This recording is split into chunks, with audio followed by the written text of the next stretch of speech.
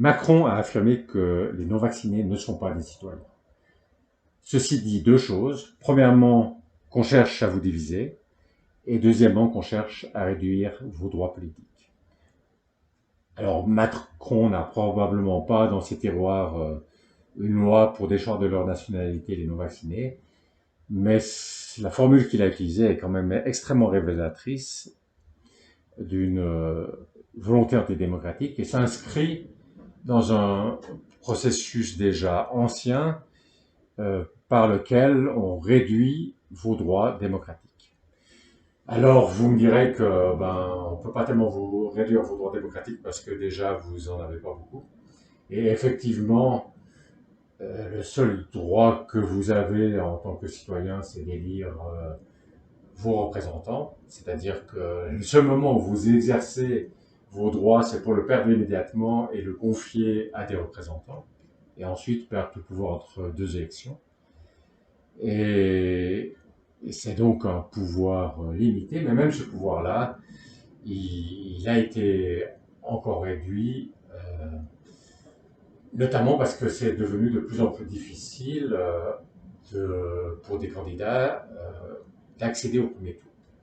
Et ça réduit votre liberté à vous, parce que ça réduit votre liberté de choix lors du premier tour déjà. Alors quand on vous dit qu'on veut vous diviser pour réduire vos droits politiques, quelle est la réponse appropriée? Eh bien, c'est évidemment de vous unir pour défendre la démocratie, pour défendre vos droits. Et ceci au-delà des clivages qui peuvent vous diviser.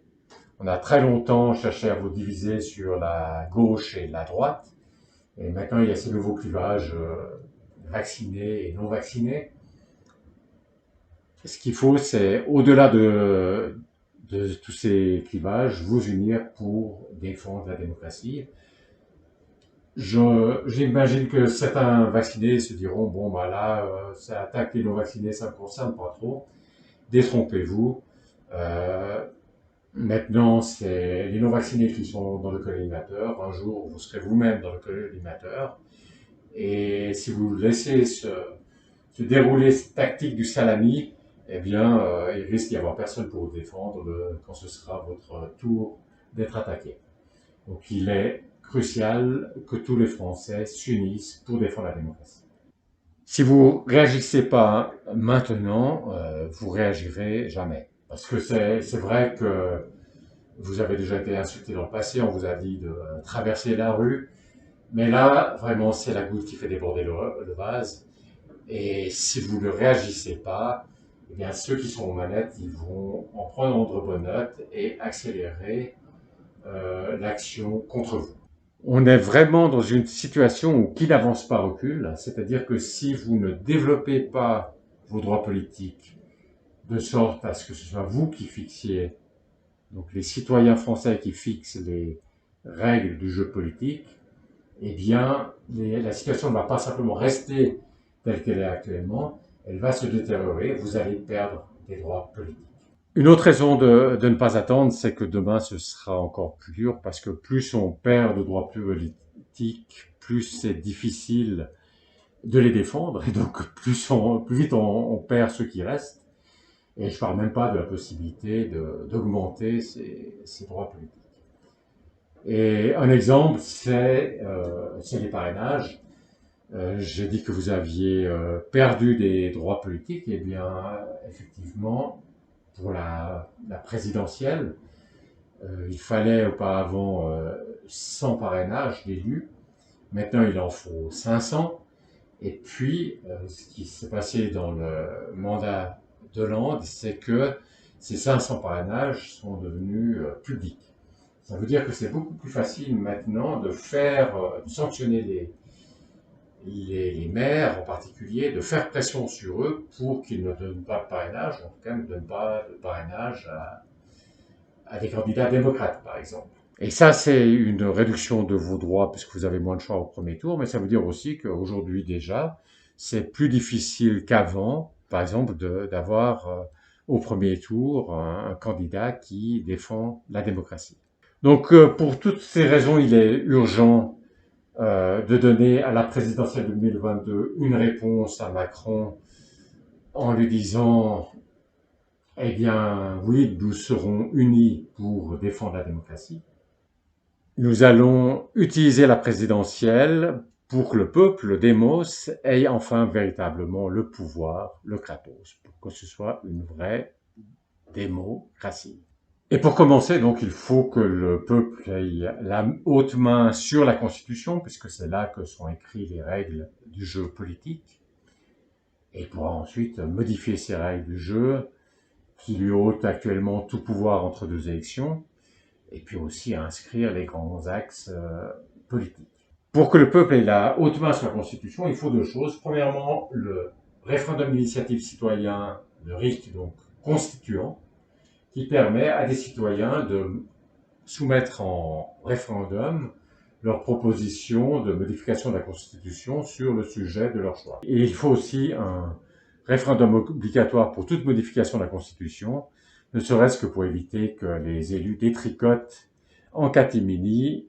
les décisions populaires, comme il l'a fait suite au référendum de 2005. Pour donner cette réponse, il y a une candidate qui est idéale, c'est Clara Heger, puisque son seul engagement est de rendre le pouvoir au peuple, justement en instaurant ces deux instruments, le RIC constituant, puis le référendum obligatoire pour toute modification de la Constitution. Et elle n'a rien d'autre, donc elle n'a aucun sujet qui divise. Donc il y a vraiment là une possibilité d'union pour la démocratie. Vous pouvez l'aider en faisant connaître sa candidature, et puis en l'aidant à trouver des parrainages pour qu'elle puisse accéder au premier tour et faire de la démocratie le thème central de la campagne 2022. En ce moment, elle a un certain nombre de promesses de parrainage, mais elle n'est pas du tout aux 500. Elle a absolument besoin de votre aide et de votre aide rapide pour l'aider à obtenir des parrainages. Vous pouvez contacter votre propre maire ou vous pouvez rejoindre l'équipe de parrainage de sa candidature. Je vous mettrai en description de cette vidéo le lien sur le site d'Espoiric, qui est le mouvement dont elle incarne la candidature. Et donc voilà, ça c'est une possibilité concrète d'utiliser la présidentielle pour donner une forte réponse à Macron, une réponse à la fois forte et aussi parfaitement appropriée quand on veut vous désunir pour réduire vos droits politiques. Maintenant, c'est possible que vous préfériez d'autres candidats, que vous ayez candidat ou candidate préférée. Et dans ce cas-là, eh bien, soutenez ce ou cette candidate, mais exigez qu'il s'engage de façon crédible pour un véritable rite constituant. Et crédible, vous savez, les citoyens ne croient plus tellement aux promesses des candidats, donc il ne suffit pas de formuler une promesse pour qu'elle soit crédible. Il y a trois choses à prendre en compte pour faire une promesse crédible pour un véritable rite constituant. La première, c'est de s'engager sur un texte précis de modification de la Constitution qui instaure le rite constituant. Ce serait le texte qui serait soumis au référendum sur le rite constituant. Et ce texte, il doit comprendre une modification de l'article 89 pour que ce soit un véritable rite constituant. Sinon, le Conseil constitutionnel, vous l'aurez sur le dos, il vous dira que, au fond, votre texte ne permet pas aux citoyens de modifier la Constitution. Donc, premier point, s'engager sur un texte précis de modification de l'article 89. Deuxième point, il faut aussi s'engager sur un calendrier où le président, le candidat s'engage, s'il devient président, à promulguer le décret qui organise le référendum sur l'instauration du rite constituant, à promulguer ce décret avant les législatives, de sorte que s'il ne le promulgue pas, le peuple puisse immédiatement le sanctionner lors des législatives. C'est extrêmement important pour rendre crédible cet engagement. Et le troisième point, c'est qu'il faut que ce soit la première promesse. Premièrement, parce que rendre le pouvoir au peuple, c'est quand même la chose la plus importante. Ensuite, il y a des tas de dossiers sectoriels sur lesquels qui ont aussi leur importance. Mais le plus important de tout est, dans les circonstances actuelles, est de rendre le pouvoir au peuple. Et donc ça doit être la première promesse pour ça, mais aussi parce que le Conseil constitutionnel sera fortement tenté d'interdire le référendum pour l'instauration du rite constituant, et que pour dissuader toute velléité de l'interdire, c'est important que l'instauration du rite constituant soit la première promesse du président fraîchement élu.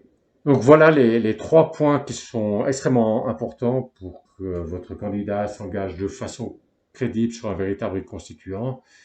Et malheureusement, il y a très très peu de candidats qui s'engagent pour ça. Donc vérifiez si votre candidat préféré s'est engagé pour cela ou pas. Et pas juste simplement de façon très vague sur le rite constituant, mais avec ces 3 conditions remplies.